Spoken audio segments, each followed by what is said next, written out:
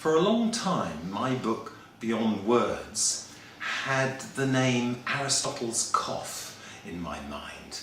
I don't think it would have been a good title, but I called it Aristotle's Cough in my mind because the whole thing started from thinking about a very funny little passage in which Aristotle, who's writing at the time about the soul and about the place of the voice in expressing soul, says, although the voice is the sound of something that has soul in it, not all the sounds that are part of the voice have themselves got soul in them.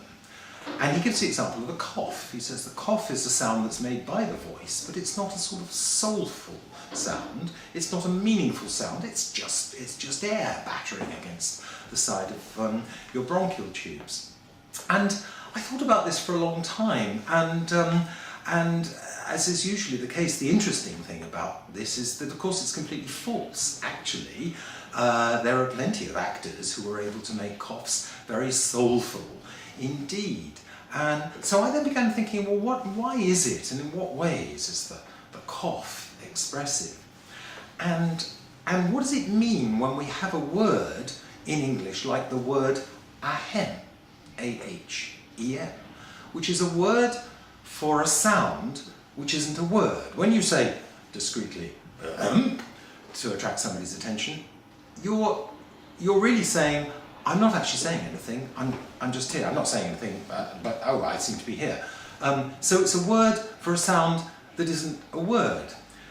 And that got me thinking about a whole range of different kinds of sounds that are perfectly well established within language. They operate within language, they have their functions.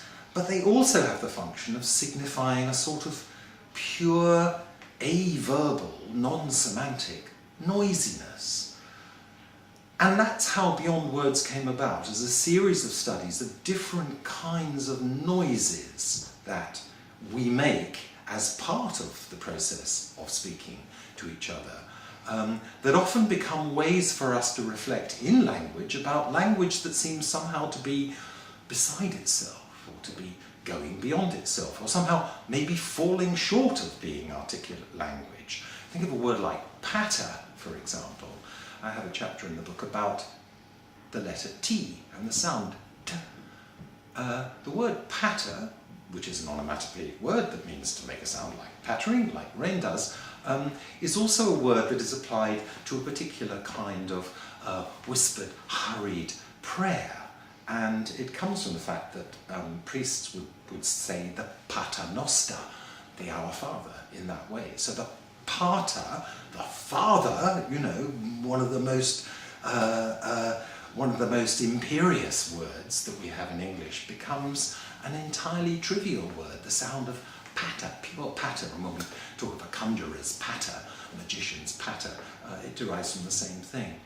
There are lots of sounds that I think about in the book that seem to have as their principal function the blocking or the obstruction of sound or articulate speech as such.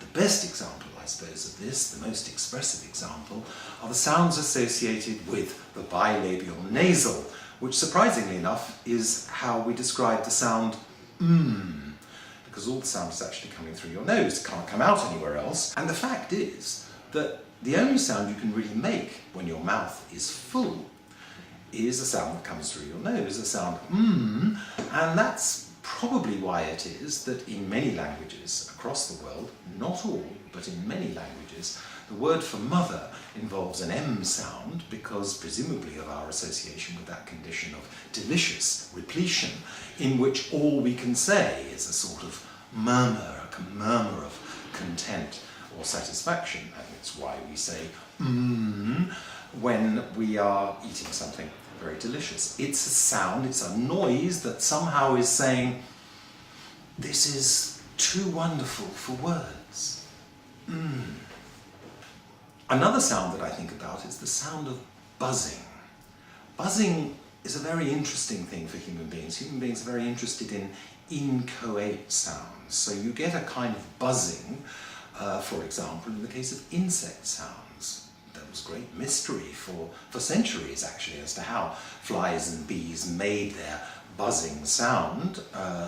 Some people thought it was made with their mouth parts, some with their legs, some by rubbing their wings. Very mysterious, kind of unplaced sound. And there's something about buzzing and the related sound of humming that is also similarly out of tune, just as it were, to the side of the station. The buzzing of a crowd, for example. And when buzzing gets into our language through the letter Z, it often has that kind of function, the function of suggesting something that is inchoate, perhaps really quite exciting, as one talks about a buzz of excitement, but also it has associations very often of a kind of hazy, mazy intoxication. So the buzz of a drug or a stimulant. Lots of people have thought about the sounds of language in the past, and the tendency has been to assume that there are certain hardwired patterns, that there are certain meanings that get linked to certain sounds. And there seems to be good reason for this, although some of the linkages are really rather mysterious. English, for example, seems to recurrently to make an association between words that begin with GL and light. Glint, gleam, glow. Even a word like gloom, which is a word for the absence of light, somehow seems vaguely lit up by the GL. Now, there's nothing intrinsic about the letters GL or the sound glur that really justifies any association with light. The reason is that there just seem to be other words in the vicinity that form what has been called a phonesthetic constellation that most of us would not really be able to articulate, but we kind of have a sense for. We kind of have a sense for example, when we make up words. And it looks as though, in a weird way, language on our behalf has a sense for it as well, because this is the way in which words tend to get formed. There's a wonderful New Yorker cartoon that I quote in the book, which has two tigers. One of them is saying to the other, growl, grim, grisly. What other good words are there in GR?